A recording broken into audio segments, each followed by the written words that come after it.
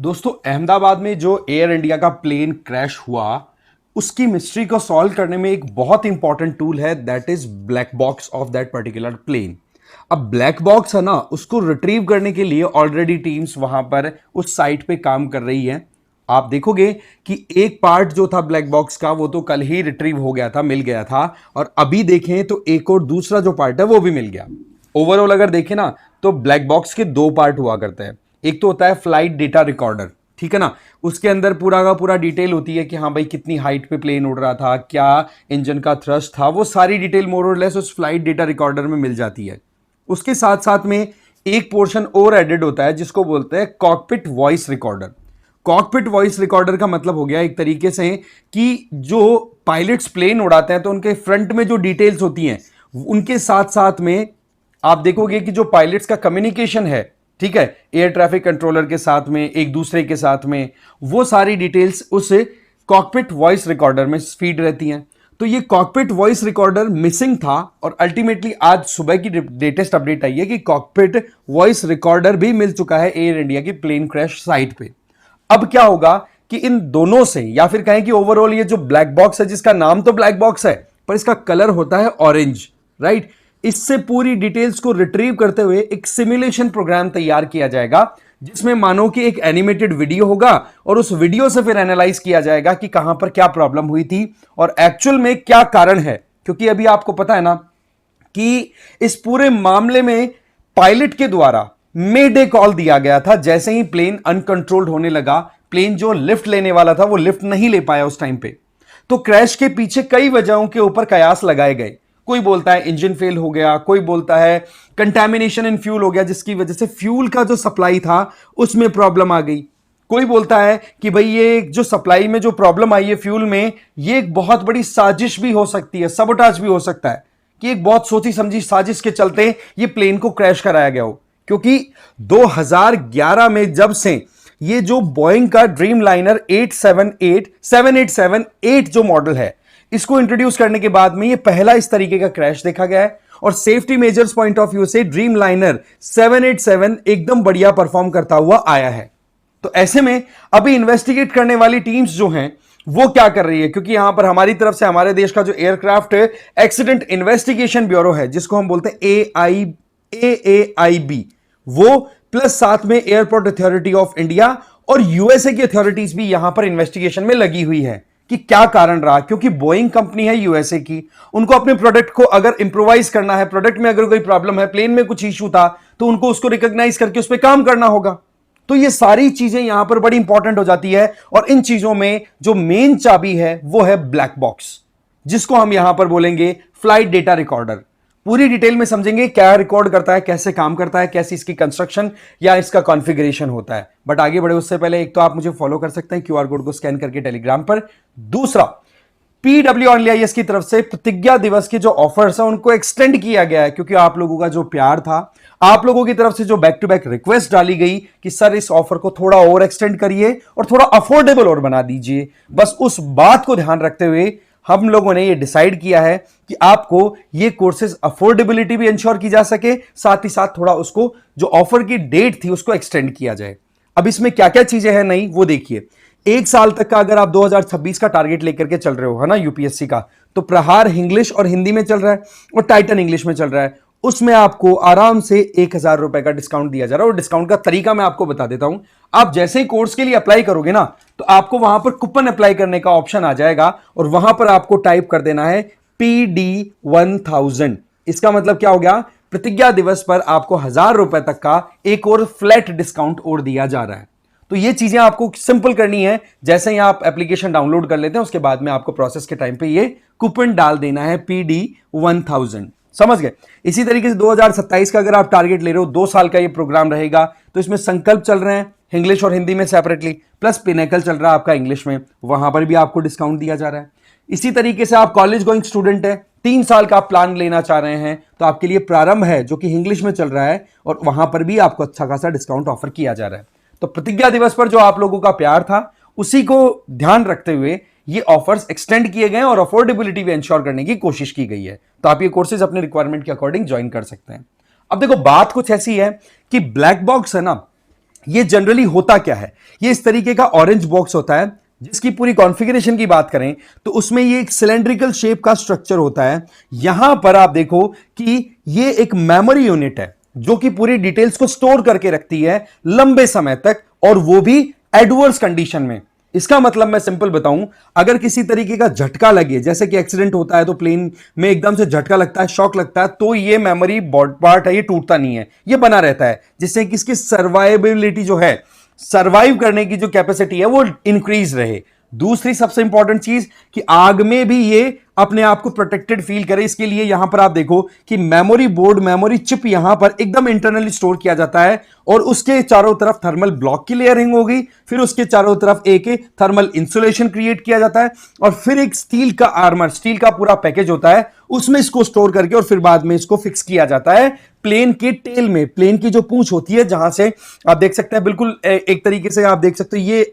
Lateral entry वाला gate हो गया, और वहां पर इसकी लोकेशन होती है, और इसका कनेक्शन जो होता है वो पूरे प्लेन के कॉकपिट और आसपास के जो भी कम्युनिकेशन सिस्टम उनके साथ में कनेक्टेड होता है, जिससे कि प्लेन के अंदर क्या एक्टिविटीज हो रही हैं, प्लेन खुद क्या एक्सपीरियंस कर रहा है, क्या एयर प्रेशर है, किस तरीके के टर्बुलेंसेस को प्लेन एक्सपीरियंस कर रहा है, क्या प्लेन की स्पीड थी रनवे पे टेक ऑफ करने के बाद में, कितना समय लिया, लिफ्ट की क्या रेट थी, नीचे उतरते टाइम पे, लैंडिंग के टाइम पे क्या रेट थी, वो सारी चीजें देखी जाती हैं, और वो सब कुछ यहां पर स्टोर रहता है इस ब्लैक बॉक्स में। और इसके दो पार्ट्स मैंने बताए, एक तो हो जाता है यहां पर फ्लाइट डेटा रिकॉर्डर, और दूसरा होता है कॉकपिट वॉइस रिकॉर्डर। ठीक है, ये दोनों मिलाकर के फिर हेल्प करते हैं कि हाँ जी प्रॉब्लम क्या थी और कैसे ये सिचुएशन क्रिएट हुई क्रैश के टाइम पे, और क्रैश से जस्ट पहले के क्या हालात थे, पायलट और को पायलट के बीच की कम्युनिकेशन क्या थी। तो अभी देखा जाए तो एयरक्राफ्ट एक्सीडेंट इन्वेस्टिगेशन ब्यूरो एएआईबी जो है वो काम कर रहा है, जिसमें फ्लाइट डेटा रिकॉर्डर और वो दोनों चीजें मिल चुकी हैं। अब इसके ऊपर काम होना स्टार्ट हो जाएगा। तो कंस्ट्रक्शन मैं ऑलरेडी आपको मोटा मोटा बता चुका हूं। इस तरीके से ये कॉकपिट वाला पोर्शन यहां पर है, फ्रंट वाला, ठीक है, ये फ्लैप्स हैं, इसके विंग्स हैं, इंजन है, इनके साथ में भी इसकी पूरी कनेक्टिविटी होती है, जिससे कि इसके पास में ज्यादा भी नहीं तो आपको मैं बताऊं, ये जो ये बोइंग का 787 जो ये प्लेन है ना, इसमें ज्यादा भी नहीं तो ये ब्लैक बॉक्स 88 पैरामीटर्स को ध्यान रखते हुए डेटा रिकॉर्ड करता है। जैसा कि मैंने आपको ऑलरेडी बताया कि इसमें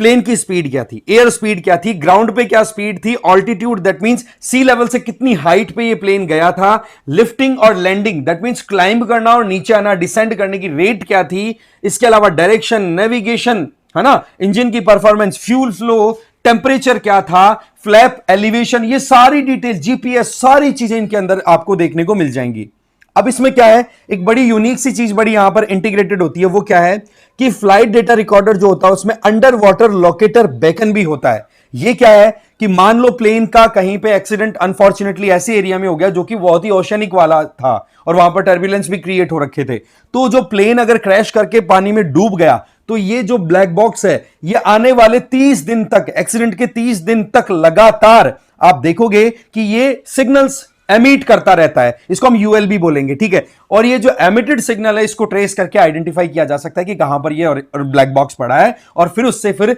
हम पूरी एनालिसिस कर सकते हैं, राइट। तो आप देखो इस तरीके की डिटेल्स होती है। प्राइमरी फ्लाइट डिटेल्स डिस्प्ले में डिटेल्स क्या है, बिग 5 इंस्ट्रूमेंट जो फ्रंट में दिखाई पड़ते हैं, जैसे कि आर्टिफिशियल होराइजन कि किस लेवल पे आप उड़ रहे हैं प्लेन का, वो एक डिस्प्ले में दिखाई पड़ता है पायलट्स को। एयर स्पीड क्या थी नॉट्स के अंदर, इसके अलावा ऑल्टीमीटर फीट्स में कि हाँ सी लेवल से आप कितना हाइट पे हो, वर्टिकल स्पीड पर मिनट दैट मींस आपने ऊंचाई लिफ्टिंग की थी उसकी रेट क्या है, डिसेंड करने नीचे उतरने की रेट क्या थी, कंपास की डायरेक्शन, ये सारी डिटेल्स वहां पर प्राइमरीली स्टोर होती है और फ्रंट में पायलट्स को दिखाई भी पड़ती है। सिमिलरली नेविगेशन डिटेल्स भी यहां पर स्टोर होती है और फ्रंट में पायलट्स को दिखाई पड़ती है, जैसे कि वेदर कंडीशन क्या है, रूट का क्या प्लेन है, किस दिशा में उनको अपनी डायरेक्शन लेकर के जानी है, फ्यूल कैसे परफॉर्म कर रहा है, इंजन की परफॉर्मेंस क्या आ रही है, इलेक्ट्रिकल सिस्टम में कोई प्रॉब्लम तो नहीं है। ये सारी चीजें पायलट्स को फ्रंट पर दिखाई भी पड़ती हैं, प्लस साथ में ये जो आपका ब्लैक बॉक्स होता है ये स्टोर भी कर लेता है। अब देखा जाए क्रैश हो गया है, बहुत ही अनफॉर्चुनेट रहा, हमें पता है कि 242 इंडिविजुअल्स में से एक बंदा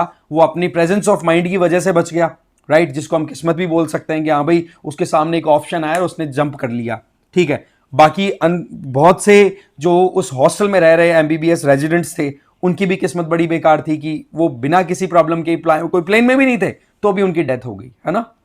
अब क्या है कि एयरक्राफ्ट एक्सीडेंट इन्वेस्टिगेशन ब्यूरो तो देखो अपना काम कर ही रहा है, airport authority of India collaboration में काम कर रहा है। इसके अलावा आप देखोगे तो यूएसए की तरफ से भी US national transport safety board है, वो भी यहां पर एक तरीके से इन्वेस्टिगेशन में लगा हुआ है। क्यों? क्योंकि बोइंग जो है वो यूएसए की मैन्युफैक्चर्ड आइटम है, तो ऐसे में यहां पर उन लोगों की भी जिम्मेदारी बनती है और अपना ये जो टेक्निकल इशू अगर कहीं पे उलझ रहा है तो उसको अपडेट करना जरूरी है, अदरवाइज पता नहीं कितनी जानें जो है खतरे में है। और वैसे देखा जाए तो सेंट्रल गवर्नमेंट लेवल पे प्राइम मिनिस्टर मोदी के लिए जो प्रिंसिपल सेक्रेटरी हैं, ठीक है, मिश्रा जी, उनके द्वारा हाई लेवल की मीटिंग भी वहां पर ऑर्गेनाइज कराई जा रही है, जिससे कि टाइम टू टाइम अपडेट लिया जा सके। अब ये जो ऑरेंज बॉक्स की हिस्ट्री है इसकी हम बात करें ना, तो आप देखोगे कि 1956 में इसको पहली बार तैयार किया था वॉरेन नाम के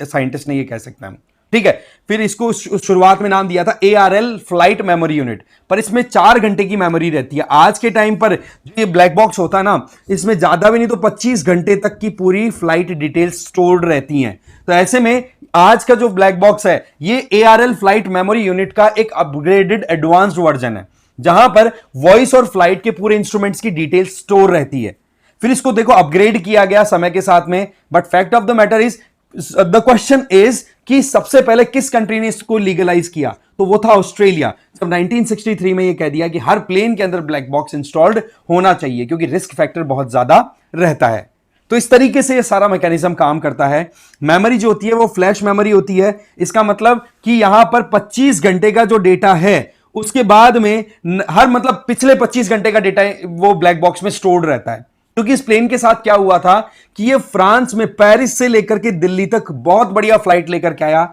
दिल्ली से अहमदाबाद तक की फ्लाइट इस पर्टिकुलर ड्रीम लाइनर 787 जो था इसका बोइंग का, इसकी बड़ी आसान से स्मूथ सी फ्लाइट रही थी। पर अहमदाबाद से जैसे ही टेक ऑफ लिया तो बताया जाता है कि 2 किलोमीटर की डिस्टेंस के अंदर अंदर ये कोलैप्स कर गया।